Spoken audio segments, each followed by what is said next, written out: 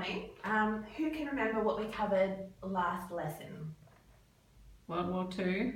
That's right, World War II. Thank you. So we were talking about Britain's approach to the war, and we're also talking about Churchill's role in things. So in history, we really want to try out not just how things happened, but why they happened. And something that's really helpful in doing that is primary sources. So things that were created or written or photographed at that exact time in history.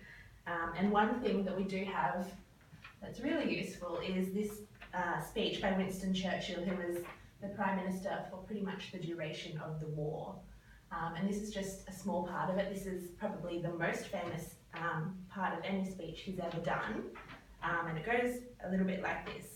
Even though large tracts of Europe and many old and famous states have fallen or may fall into the grip of the Gestapo and all the odious apparatus of Nazi rule, we shall not flag or fail. We shall go on to the end.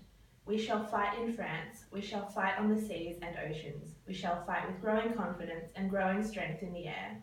We shall defend our island, whatever the cost may be. We shall fight on the beaches.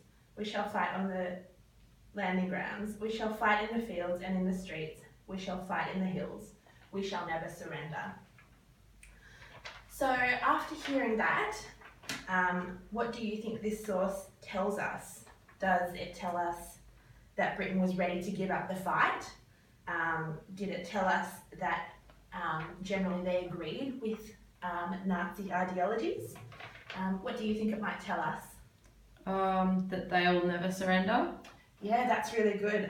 So what makes you think that? That maybe the people were scared and Churchill wanted to reassure them that they'd all be all right.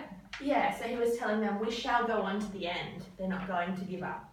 And I think the whole message of this speech can kind of be summed up in this line here, that we shall never surrender. Okay, great work.